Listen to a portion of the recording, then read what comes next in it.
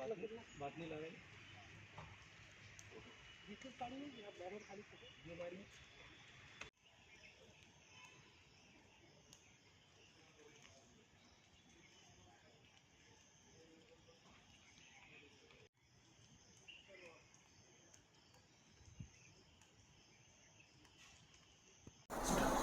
नमस्कार, मी श्रीमती अश्विनी वसंत आपेट, सहाय्यक वनसंरक्षक बुलढाणा.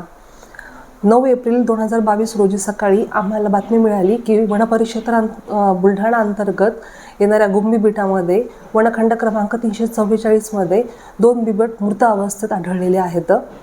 बातमी मिळताच श्रीमती सरोज गवस मॅडम, उपवनसंरक्षक बुलढाणा, परत मी स्वतः ACF अश्विनी आपेट, सहाय्यक वनसंरक्षक बुलढाणा, माझ्यासोबत वनपरिक्षेत्राचा स्टाफ अभिजित ठाकरे RFO आणि इतर सर्व स्टाफ मिळून आम्ही जागेवरती जाऊन पाहणी केली असता प्रथमदर्शनी आम्हाला असे आढळून आले की तिथे बकरी मृत अवस्थेत होती आणि बकरीवरती विषबाधा करून 2 बिबट मृत झालेले आहेत.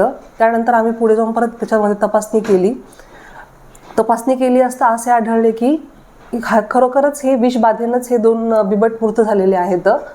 मग संबंधित बिबटचा आम्ही PM केल्यानंतर त्याचे जे अवयव आहेत ते आम्ही लॅबोरेटरी इथे प्रयोगशाळा इथे पाठवले पुढील तपासणीकरिता.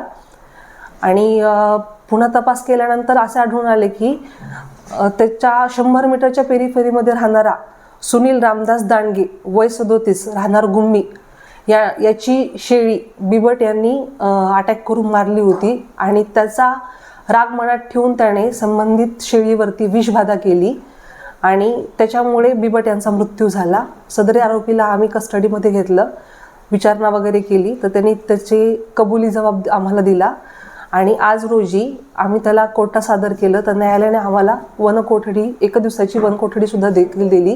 पुढील तपास पुढे सुरू आहे. आरोपींची संख्या वाढण्याची शक्यता आहे?